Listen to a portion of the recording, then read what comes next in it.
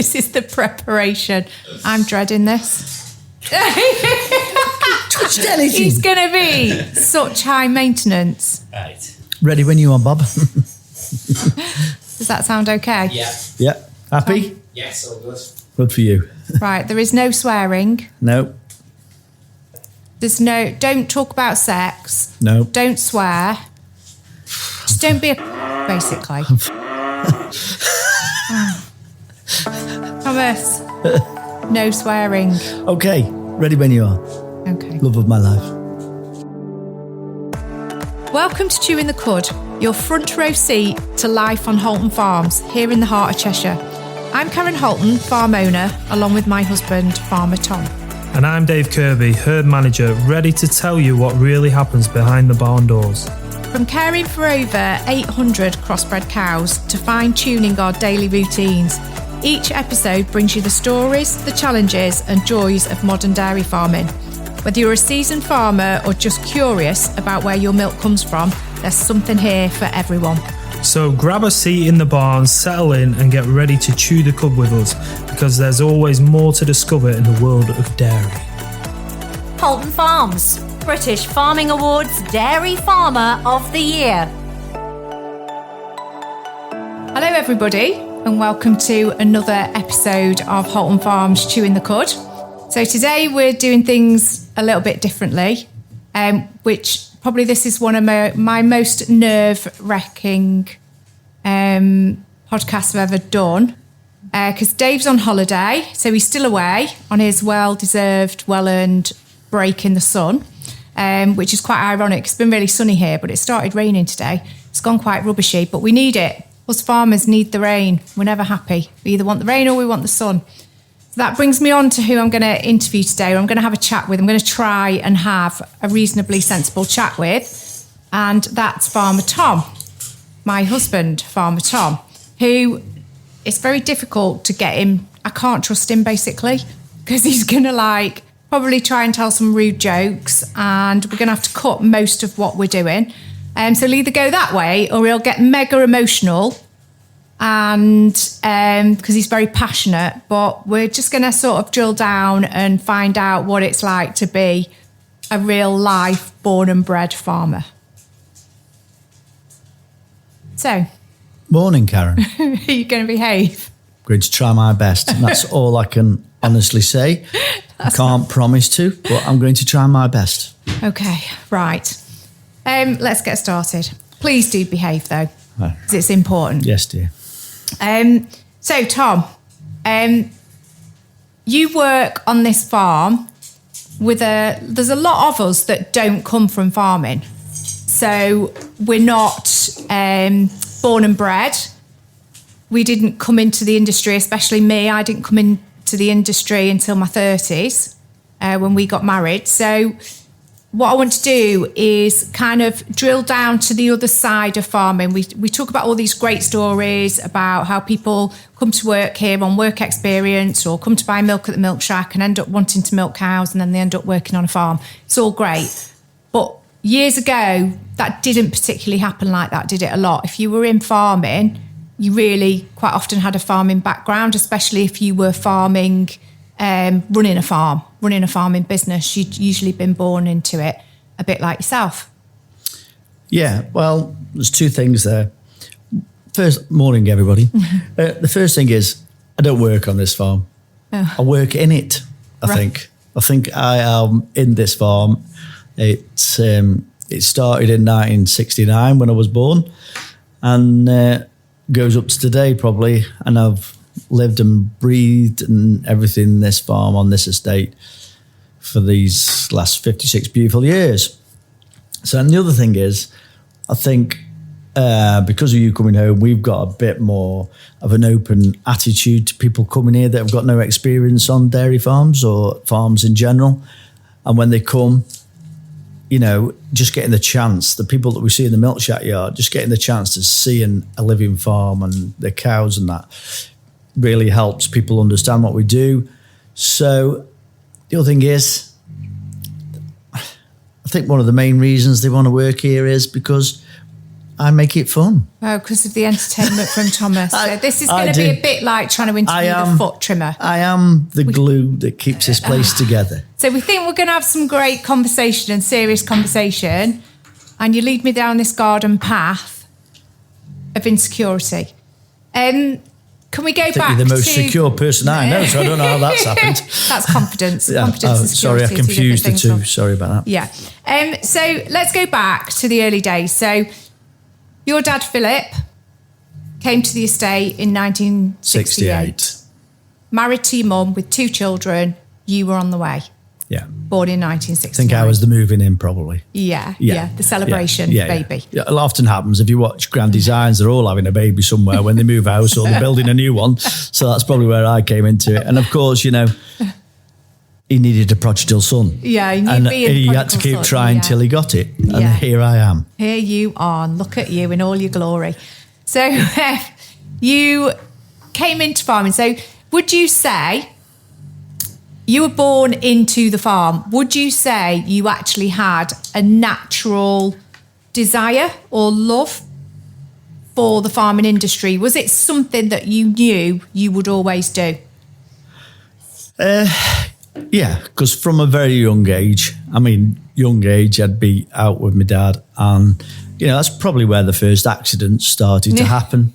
So when I was 3 or 4, I tripped up the parlour steps and had to be swiftly rushed off to the doctors to have stitches over my eye. You know, and that's probably where the first it bred from. But I always was interested in animals.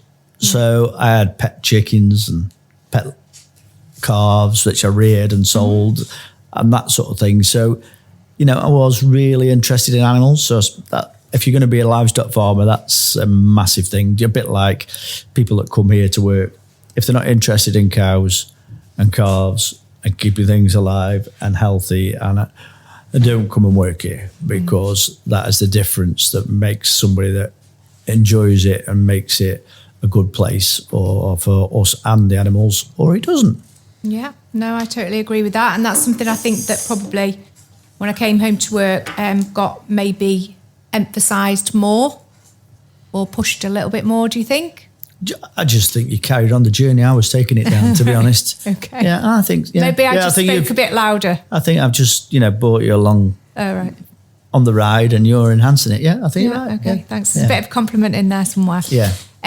Did you at any point ever get asked, would you like to be a farmer? No. Or do you want to work in the No, I farming never business? did. It was just a natural progression. So I started the local primary school. The talks I did at the primary school, when you have to do a little talk, were about farming or ponies and that, because I was interested in riding. The ones at the high school, the same. All my friends used to come to our house to play at night because our place was exciting. So I didn't venture out of my comfort zone much, I suppose. They got, a big, vast area to go and play in, and we had lots of things like go-karts and all sorts of things that we used to tinker around with at weekends. And then when I left school, my dad didn't want me to come straight home, so I went and worked for a very good farm 5 miles away. Used to have a little scooter and went off and worked there for 12 months. That was very character building. He learnt me lots of things and characters that carry on to this day, really. There's little things like, he caught me sweeping up one day, and things stick in your mind. And he said, "Who's told you to do that?" I said, "Nobody." So I thought I was in trouble, And he went, "That's fantastic. Nobody sweeps up round here without getting asked." And then just little things, and he installed into me. He was not hands-on at all. He was a real businessman and entrepreneur as well. And you never saw him on the yard except for checking at things. And he said, I know you don't see much of me, but I earn far more money in that office than I do out here. Yeah. Which over the years, if anything, what we would say, or I would always say to you, a lot of the time you're the man down the hole. Yeah. And you should be on the outside looking in and running it. But you always get so submerged in it all. Yeah, I do. You're probably not great. Probably because I'm not very good at delegating. You're also not very good at coming into the office and going through paperwork. I hate the office. I have to drag you in. Even though I'm in here. Yeah, well, I'll bring you brew in and that, but my mind. I'm clearly on some spectrum somewhere of some sort or other. Not the spectrum you're thinking of, but a spectrum, because you're on a spectrum that you could get locked up. I can't concentrate on one thing at a time. No. So I have lots of accidents with my own health, accidents with bits of machinery, because unfortunately my brain can't concentrate on the job I'm doing. I'm already thinking about the job I'm going to do. So that's not really a good combination. So lots of things happen. But as I always say, when I break something around here, I'm the one that has to repair it, and I'm the one that has to pay for it. So it's no excuse for everybody else to be the same, and should lead by example, which I do. Follow what I do and do exactly the opposite, I would say, which is most of the time. Right. So then we've digressed slightly. But so then I did this 12-month stint, and then I went to Reeseheath College and did a 12-month course, National Certificate in Agriculture at the time, because I wasn't very academic at school because I wasn't interested. So I basically came out with maths and metalwork. You're very and good at woodworks. maths. You're exceptional at maths. Metalwork and woodwork. That's probably where I'm on a spectrum somewhere, because these great people out there that were in massive companies like Richard Branson and me, very similar, I feel. I wish. No good. I would be working 80 odd hours a week if you were. Can't spell words over 4 letters, but can add you anything up, because my mind takes it completely to bits, works it out, then adds it all back together again. That's what I do with a lot of your ideas, but then we have to scrap them because they don't usually work. Not rightly so. But like, I'll get people here doing a deal over something, and I'll go, yeah, it's that much, and they go, hold on a minute, and they're working it out, and yeah, you're right, yeah, because that's the state of my mind. So I went to Reeseheath, really enjoyed Reeseheath, went and lived in, which I would completely recommend to anybody that goes to college or anything. You've got to live in and get engrossed in the whole culture of doing that. The only unfortunate part for that was that I was still 17, and they have pictures up behind the bar where Reeseheath. Stop tapping your pen, please, love. So that I couldn't buy alcohol. So that was usually probably where my love for beers come from, because I couldn't have it for the years when I was at Reeseheath. So I did well at Reeseheath, got student of the year in my course, won veterinary student, won practical student. Just loved it, got really engrossed in it, threw myself into it while I was there. Won also a competition while I was there in permanent electric fencing that took me around the country doing area finals, which eventually took me to New Zealand to do the field days finals out there. But just go back. Which I came second in. So you were British champion. At Gallagher Permanent Electric Fencing. And then you went to the Worlds and came second. Yeah. So why does Pete do all the fencing? Delegation, love. I keep trying to get him better at it, and I'm failing miserably. Well, he's been here 30 odd years and he's not got any better now, so... I'm good at scraping out. I'm good at milking cows. I'm good at everything, as you know I am. But I can't do it all. So sometimes I do have to delegate and then go back and pick up the pieces after people do it. But that's life. But all right, can we just go back? Let's just go back a bit, because it started in the early days. You said about the interest in your animals and the calves, and you reared calves and you had pet chickens and things like that. You had horses. Ponies, You had ponies. So, you are very good at riding horses and ponies. You always have been. You do have a knack for that. I remember when we were 18 going to Blackpool Pleasure Beach, and you were on the bucking bronco, and those guys tried with the controls of it to get you off it, and they could not. Now, part of that was you had very bow legs back in the day, and that helped you to grip that bucking bronco. And they couldn't get you off it. You always have been a great horseman, a great jockey. Why did you not go down that avenue? Probably the other scars I brought back from Blackpool. I've got a lot to do with it. Like you wanting me to buy pairs of boots and just sickened me completely of... That's probably where it came from. But horses was great. I love ponies. And then I went out of ponies into small horses and got one that actually just put me off it. So I walked away from riding for some years, probably 10 or so years. But when they used to come around hunting around here, they used to hire me a horse, and that, so I could show them where they could go and that. But yeah, did that get you back into it then? So that got me back into it. Well, that road for years. I never thought outside the box, I suppose, like I do these days. I do nothing but think outside the box. When I was younger, there was just one big box that consumed my life, and I was in that as much as I could. And that was dairy farming. The hours and that I did was just, I couldn't think outside it a lot, really. Okay, so it's no secret. So growing up, when we were 18 and we were together, you also had sheep. You had about 600 sheep, didn't you, at one point, plus dairy cows. So how many units did you milk on then? So when we were together then? So we used to, when I remember chickens when I first came home, we had 100 cows at the home farm on Road Estate and the whole house farm. Then we built that up to 200 at each farm. And we had 550 breeding ewes, which some we used to lamb at Christmas. And then some later on, we used to lamb outside in the parks all around Road Hall. And then you had chickens. I remember eggs. We had 6,000 laying hens. Yeah. We used to grow potatoes. So that's what you'd call cereals. Mixed farming, isn't it? Yeah. And that's really mixed farming. Yeah. Did you have any beef cattle or anything? No, only the odd one. Right.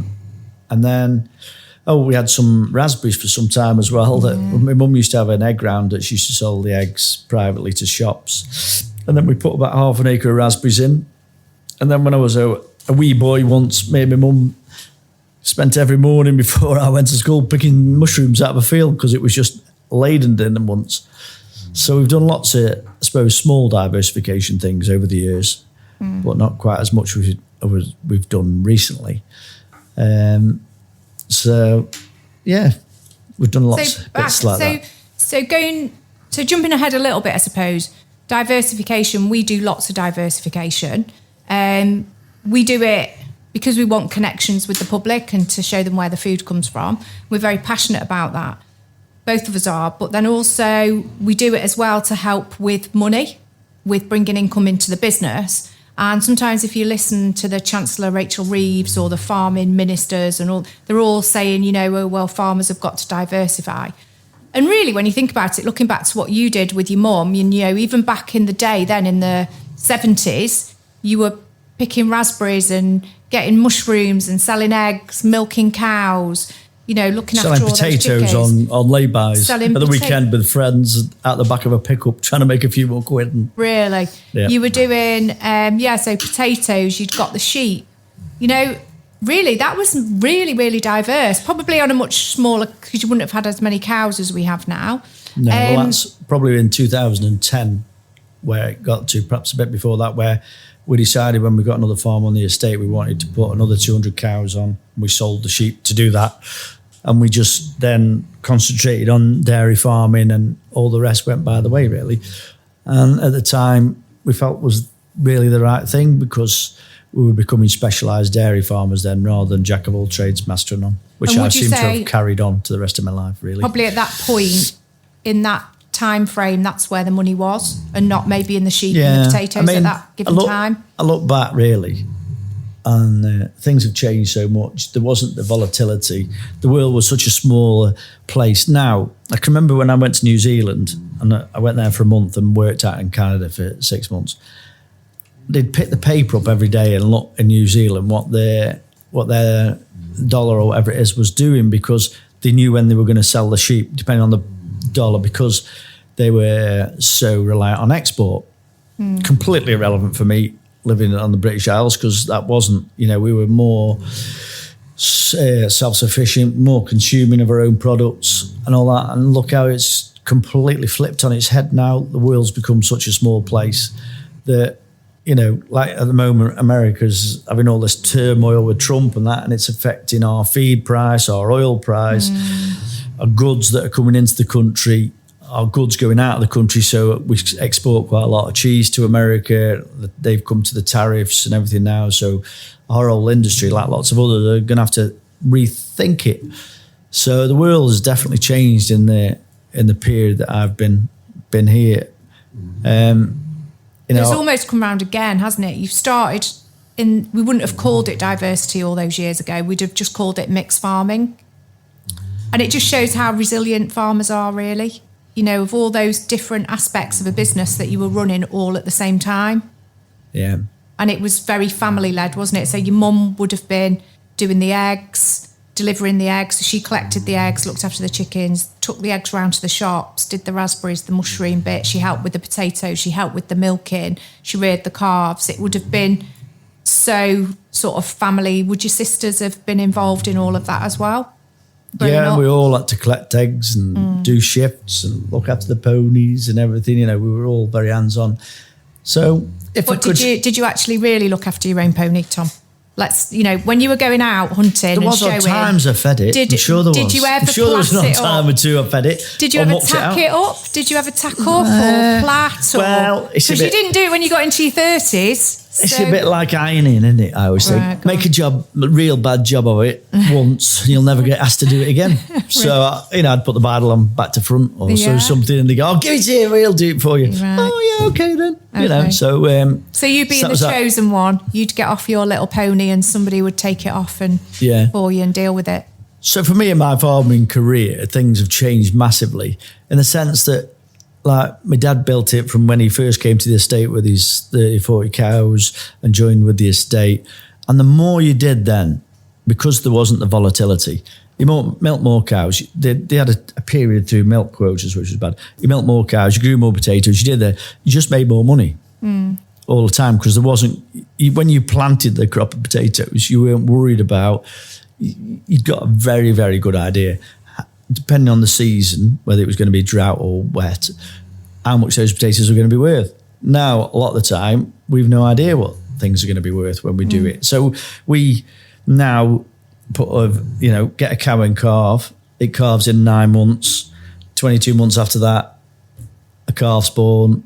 9 months later, the calf's born. 22 months later, that heifer calf then comes into the herd. You're talking of over 30 months' time after you've made a decision today of getting that cow and calf. So it's a big cycle with no chance of knowing what's going to happen at the end. You put potatoes in the spring, you find out in the autumn what you're going to get for them. That's a short cycle. Pigs and chickens is a lot shorter cycle. And if I could do anything in this industry to enlighten things, I'd love everybody to see what it was like in the 70s. Just to go back and look what it was like in the 70s and that. And after the First World War, a loaf of bread, a pint of milk and a pint of beer were the same price. And we've been so weak as an industry. We've been so dominated. We've got left behind. So, a loaf of bread today is £1.50 and a pint of milk on the doorstep's probably 65p. So we're less than half what that was. But the legislation, the things we have to adhere to, the volatility and everything's got massive times worse. But we still produce the same healthy, nutritious product. Exactly. If anything, it's a lot better than it used to be. Yeah. Because pasteurisation was first brought out to pasteurise milk to clean it up, because there was a lot of TB about, and milk was dirty and it got no shelf life.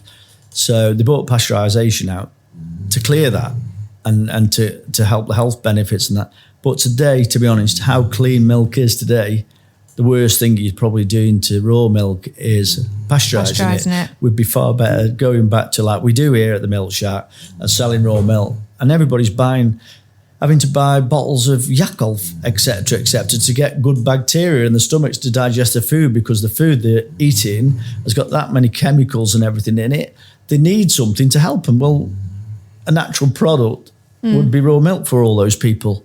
Yeah. And we've just lost our way completely. We're treating the symptoms rather than solving the cause. And it's a bit like how we farm. So we farm to prevent lots and lots of things happening, not treat the illnesses afterwards. So lots of vaccines, the way we rear things, but people don't seem to have got that message. They don't seem to understand why there's so much obesity, why there's so many different allergies to things. We're not treating the cause anymore. We're treating the cause, we're treating the symptoms, not dealing with the cause in the first place. Mm-hmm. Like Karen's been on a thing this weekend about seeing if horses are obese and if they're overweight. And we do condition scoring in cows because we know to do the best for them, they need to be at this condition when they first calve. That shouldn't lose too much weight straight after. And then when they get to the end of the milking that lactation. They shouldn't be too fat to go through the dry period, because if the calf too fat, it means they mobilise the fat around the liver and they get all sorts of complications. Why is nobody sitting down in a shopping centre and looking at the general population and going, hold on a minute. You've got a body condition score off. The reason you can't get in the doctors is we're clinically getting obese like the Americans. And the reason we've got so many ailments is like your lifestyle's locking up all your nutrients and everything in your body. You're not getting enough out of it. You're not getting any energy. Your head's not in the right place. You've got mental health issues, blah, blah, blah. Nobody anywhere I can see is going back to the basics and trying to sort this out from the root cause. And all we're doing is getting further and further and further down the rabbit hole of, we haven't got enough money for this, we haven't got enough nurses for that, the doctors you can't get in. Yeah, there's a lot of truth in what you're saying. It's how you probably... But farming's gone through it. Express so it. Yeah. We're getting picked on at the moment, I would say. Before you carry on, the horsing guide, a lot of that is, there are fat horses out there, and what people are realising is thin horses are bad. It's not great to have a very thin horse. It doesn't look great. But it's also, now we're starting to notice that it's not great to have a fat horse for all the very similar reasons. You know, they get challenges with the metabolic systems, and it causes lameness because it causes laminitis. There's so many different things, and it is a social license thing as well. We don't speak out loud enough about the good stuff we do. I feel, all we're doing at the moment is complaining about the inheritance tax, etc., and which for me is not an issue because we don't own the farm, we're tenants. And a lot of that, unfortunately, is down to planning. And a lot of farmers are really bad at planning their exit, in the sense that they want to hold on to all the money until they're in a wooden box. If they had to start planning and passing the family farm over and something earlier on, a lot of this wouldn't be an issue. We'll be right back. Just need to round up the herd.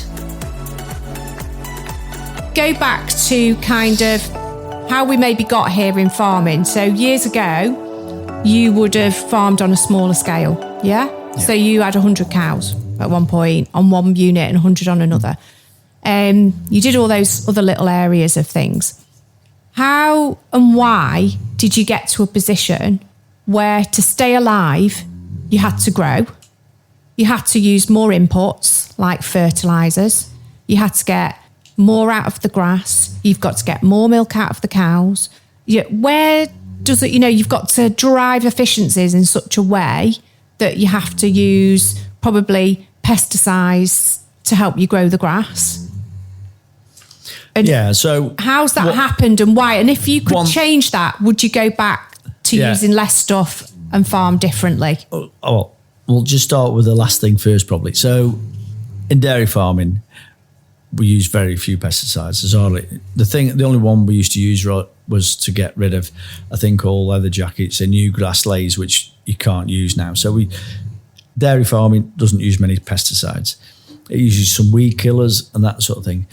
But we've just been pushed down the more and more and more and more efficiency routes, because if you look at the price of milk compared to what it was 10 years ago, it's not moved. Yet everything we've bought, especially since COVID's gone up.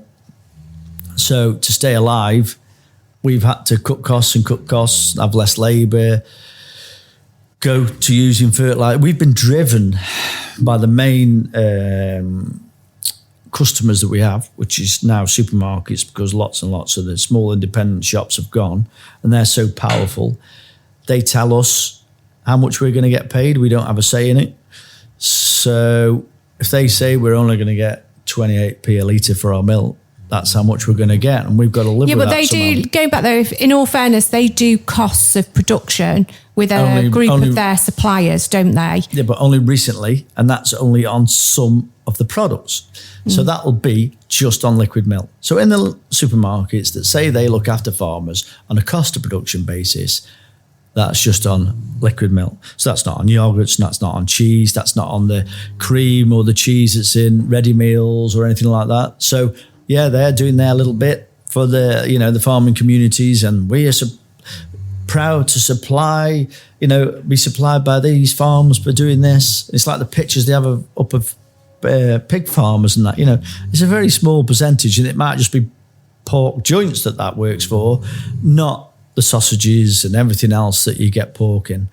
So here's a bit of smoke and mirrors, that is. It really is for me. And I remember we've the never Morrisons. Do you remember the 10p goes to the farmer? So it's 10p more for your litre of milk or pint of milk or whatever it was.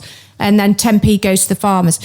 And everybody, I know people used to come to the milk shack and go, oh, well, when don't come here, I buy milk from Morrisons because you get more money for it. And you're like, well, actually, no, we don't, because it's only some farmers in the UK. It's not all of us.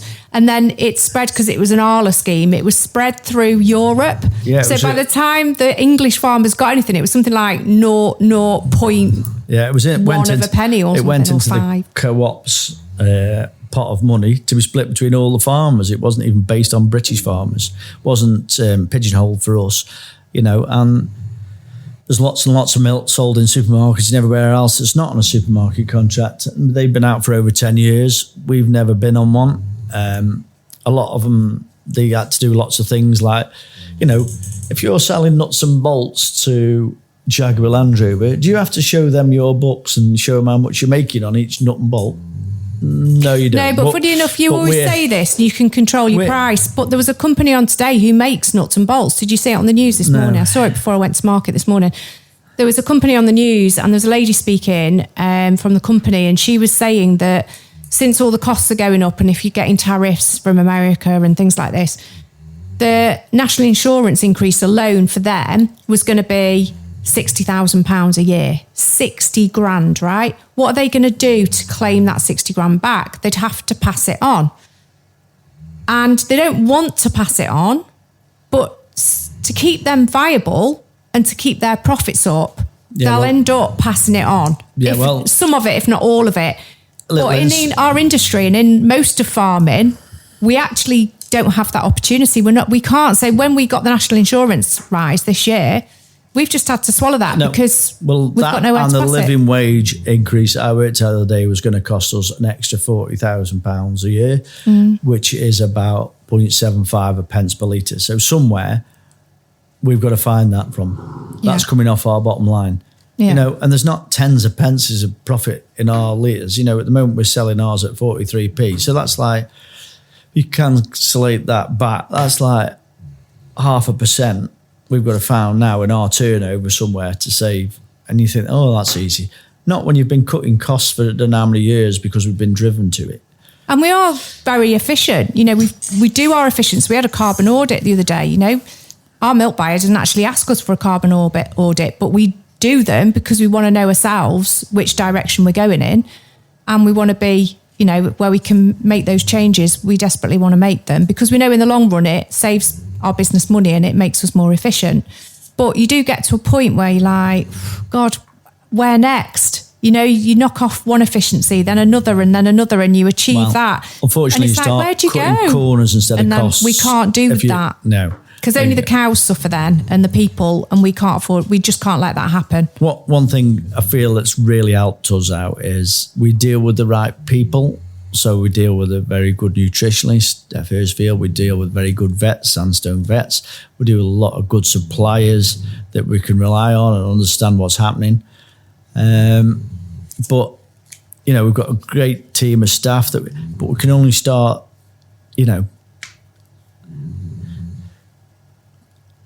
holding it together for so long. One of the major things that I think helped us was that our cows aren't a purebred. So ours are a three-way cross of Holstein, Montbéliard and Swedish Red. Now, those of you who've got pets out there, if you've got a pedigree pet, they're usually like a dog's. So golden retrievers have got hips and eye faults that end up shortening their lifespan, and lots of other breeds like the bulldogs that have got a short nose and they only live for a very short amount of time. So this has happened in the cow world as well. So there was a lot of inbreeding. That's what's happened to them. There's a lot of inbreeding.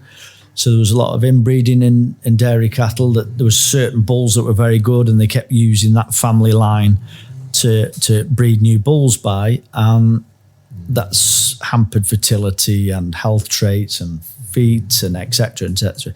Well, over 15 years ago, I could see this coming and was getting fed up of looking after cows instead of cows looking after me. So we went down this route. And so we've got these cows with high-bred vigour, a bit like if you get a mongrel dog. You know, we've got old Denzel here, who's a cross between a Labrador and a Springer. And, you know, Touchwood's never had anything up with him all his life. And he's 16 at the moment, you know, and still going. Well, if he was a pedigree, there's no way that would have lasted that long. And I just think in agriculture, dairy farm in particular, we need to think outside the box on those sort of things, because sheep, pigs, chickens, cereal varieties are all hybrids, and we need to use genes in that way to go forwards, as in the genetics of animals, like in our cows now, to bring new vigour into them, because you get a thing called heritosis that gives you a 10% lift when you cross two breeds of the same animal. So, you know, come on, dairy industry, think outside the box. You know, there's lots and lots of advantages. These lovely cows we've got are, you know, over 30% preg rate all the time. We've got very little lameness. We're producing nearly 12,000 litres. You know, when we do costings, we're at the top of the table. Good feed efficiency. Well, if there's good feed efficiency, it usually means there's going to be less methane. Well, that all helps with our carbon footprint. Yeah, so, you know, we can get them calved at 22 months easily, which is a massive thing in carbon footprint. Yeah, come on, think outside the box a bit more. Don't just, we're a bit tunnel visioned in dairy farming that there's only one dairy breed, so... Well, what's the saying? If you always do what you've always done, you'll always get what you've always got. Yes, love. From the fields of Cheshire, it's Chewing the Cud. Tom, I want to go through, because you get loads of, you've always got lots to say. And I do say lots of comments and lots of compliments. No, you just got lots to say. I want to ask you some questions, but it's like a quick fire questions round. Oh, yeah, I like that. Yeah, so you don't know what the question is.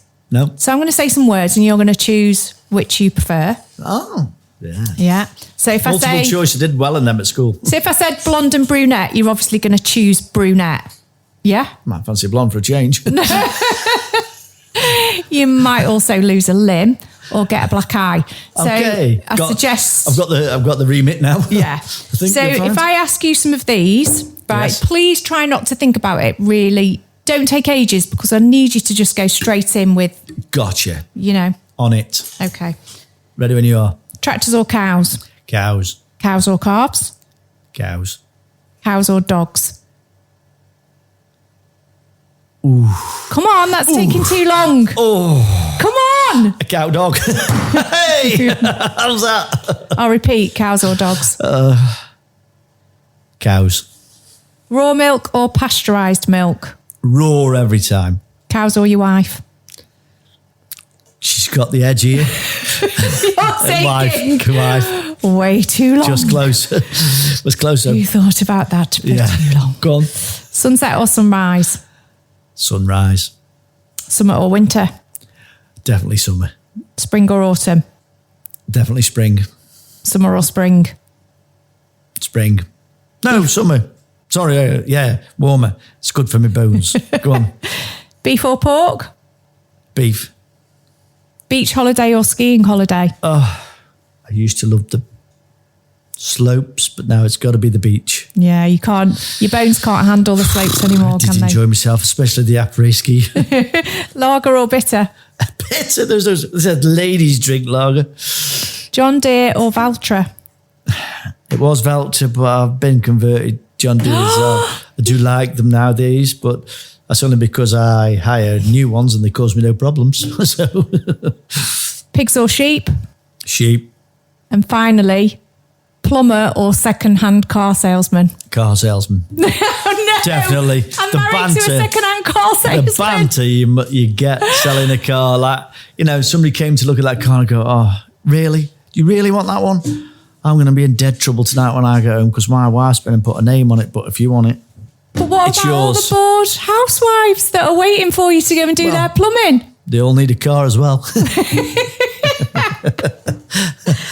Difficult. Take them out for a run in the, little sporty soft right, top. We'll stop there. Yeah. Let's stop there. Thank you. So, up to now, thank you, because that's been some great insights. There's so much more to talk about. There's 50, nearly, you're not quite 56 yet, so nearly 56 years worth of experience in the industry. Obviously not 56 working years of experience, but there's a lot of years there. There's a lot of stuff. You've ridden through some ups. There used to be a lot of ups. Then there was a lot of downs. There was a lot of volatility. There's still, we're on a bit more of an up at the moment, but I'm sure there'll be a volatile ride to come. So I think we need to we talked a lot. You've moaned quite a bit. Rude. As you do. I think express my views, I think you'll find, not moaned.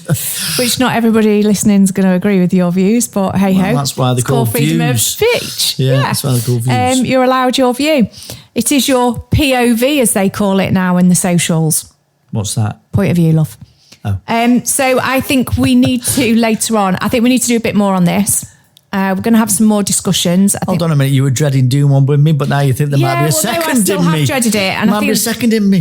There is a lot of editing that's going to have to go on here and a lot of shuffling around. But I think there's more to talk about, and we're going to come back and do that later on. Excellent. Looking forward to spending the time with you, love. Especially at the end of it, you say thank you. That doesn't happen very often.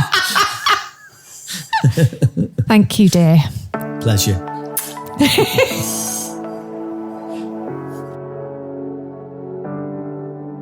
Holton Farms is a dairy farm based in the heart of Cheshire, milking 500 cows and calving all year round.